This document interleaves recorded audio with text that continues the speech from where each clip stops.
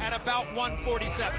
Let's go to Michael Buffer. Good afternoon and welcome to the official weigh-in for tomorrow night's big fight here at the MGM Grand of Las Vegas.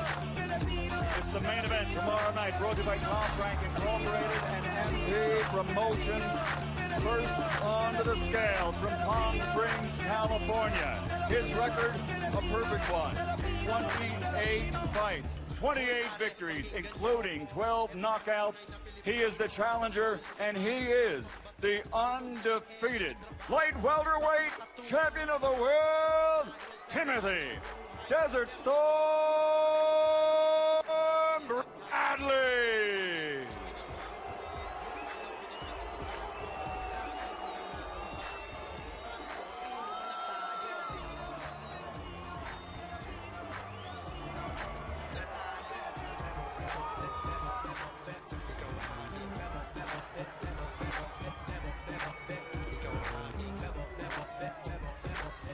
On the scales, the undefeated light welterweight world champion, Timothy Desert Storm Bradley.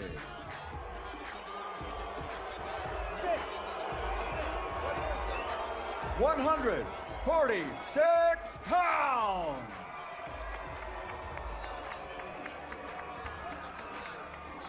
And next up onto the scales, his professional record, 54 victories, 38 knockouts. Undefeated for 7 consecutive years. 8 times a world champion from Sarangani Province, Philippines, the reigning WBO welterweight champion of the world, Manny Pacquiao.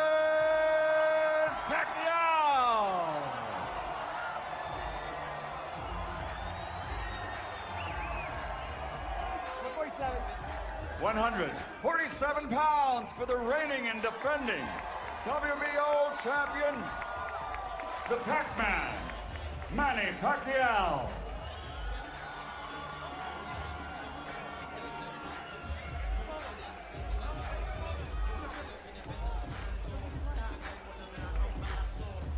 Emmanuel Stewart, Bradley's body looks sensational. Pacquiao also looked good.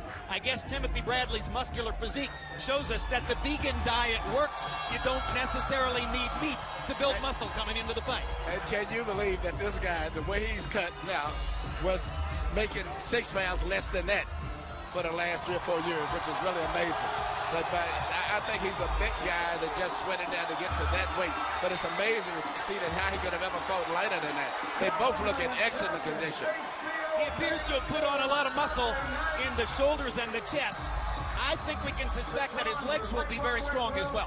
Yes, he's going to be very, very strong physically all the way around. He's been doing physical training and lifting weights since he was about 8 years old. Eight-time world champion, Manny Pacquiao.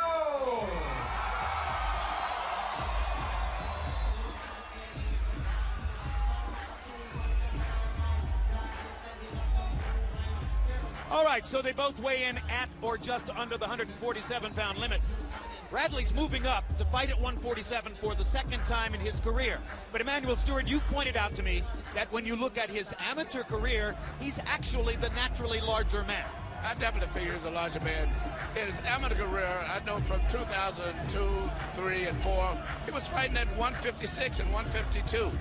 And fighting on the top level, was physically a muscular guy then. And you look at Manny, it's like eating to get up to 147. Whereas, you know, Manny in the past fight for the last few years, he would eat 4 or 5 meals a day and eat before the weigh-in to barely make 144. So I think naturally, even though they both weigh close to the same, I think that Bradley is physically a bigger guy.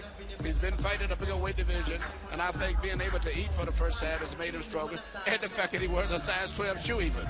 Bradley's 28. When Pacquiao was 28, he fought at 130 pounds. Let's go down to Max Kellerman now with both fighters. Manny, just now when you stared down, Tim was very serious. You were smiling. Why? Just smiling. What's that? I'm smiling. Why are you smiling? Well, I'm happy. I'm happy because God is with me. Why do you think he was so serious? I don't know. You told me yesterday that Bradley reminds you of you when you were his age, young, hungry, up and coming. How do you beat a guy like that? Well, we'll see tomorrow. No specifics? I will give you idea tomorrow. Manny, you're drawing more fans now for weigh-ins than most fighters draw for fights. What do you want to say to these people who show up for your weigh-ins? I want to thank to all the fans. First, I want to thank God for the strength that He gave it to me today and a good health. And I want to thank all the fans who came here to show the support. And I see you tomorrow on the fight. Do you think that your experience in these kind of situations with all the lights and the fans helps you here? Tim's never been in this situation. Well, I'm so happy because we're here now and on the win, and tomorrow is the fight. Thanks, champ. Tim, you were mean mugging him during the stare down. You look very serious now. Why? I'm ready for war. I'm ready for war. It don't matter. Don't matter getting the booze. It don't matter. I've been here before. But you haven't been in this situation before. What's this like?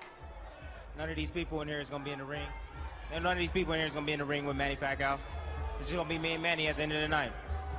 I imagine part of dreaming of a super fight is dreaming of this kind of attention. Do you have any reaction to it at all? Doesn't bother me at all. At all. Bring it on. The more the merrier, baby. I'm set out to prove everybody wrong, baby. Not everybody, Tim. There are people in the media picking you and upsets in the air among kind of boxing insiders. Why do you think that is? Because they know how hungry and determined I am, baby. Look at my physique, baby. Look at how I look. I trained extremely hard for the fight. And they going to see tomorrow, baby, why I belong at this level. Thanks, Tim. Jim? All right, thanks very much, Max. Emmanuel, baby, let's take a look at your keys to victory for both fighters now. And starting with Tim Bradley, who is obviously so determined and pumped up, what must he do to win the fight? I know this sounds a little confusing offhand, but he has to put a lot of pressure on Manny and then still be in a position to counterpunch a lot after Manny misses and gets off balance, which he does often, as Marquez exposed. And Manny is such an anxious fighter that he punches with so much intensity, oftentimes he gets his legs crossed. And he has to try to gradually wear Manny down by making Manny fight in the times when Manny likes to dance around, do his little Mike Tyson kind of bob and weave.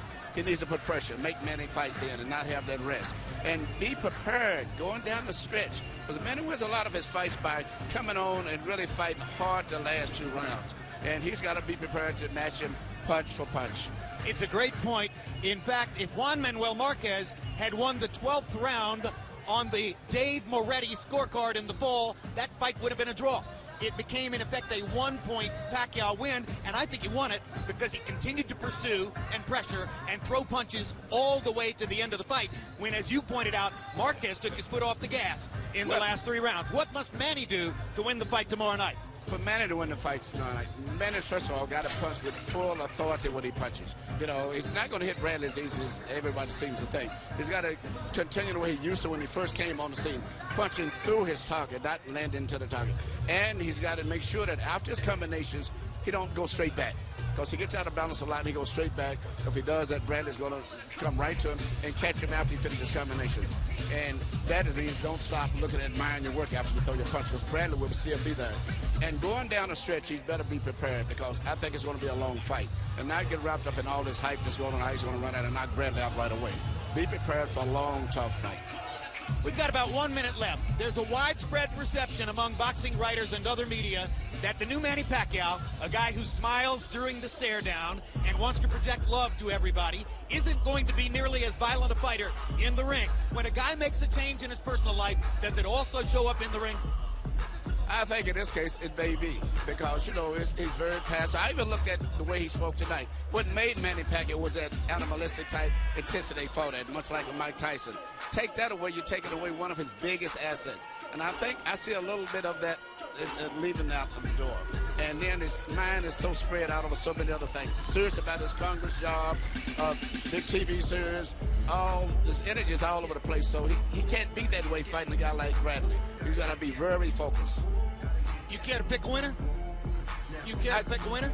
I really, you know, I have a slight edge almost on the Bradley, but I can never go against Billy Manny, because Manny has been the heart of boxing for the last 10 or 12 years. This man has carried the sport.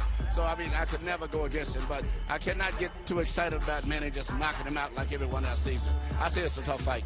All right, thank you, Emmanuel. This is just the beginning. Earlier in the show, we invited you to predict the result of Pacquiao-Bradley on our HBO Boxing Facebook poll. Let's take a look at how those results stand at this very moment.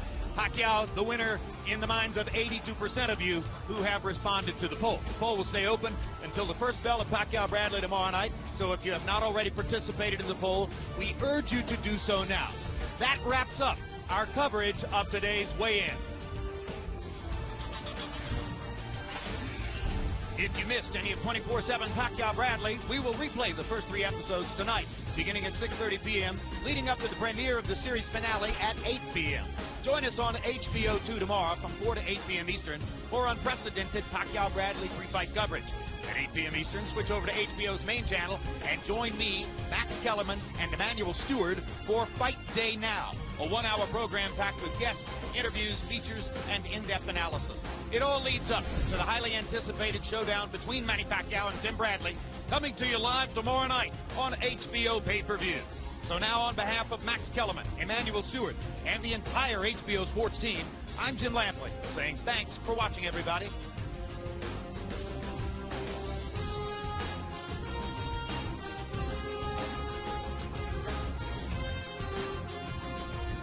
This has been a presentation of HBO Sports.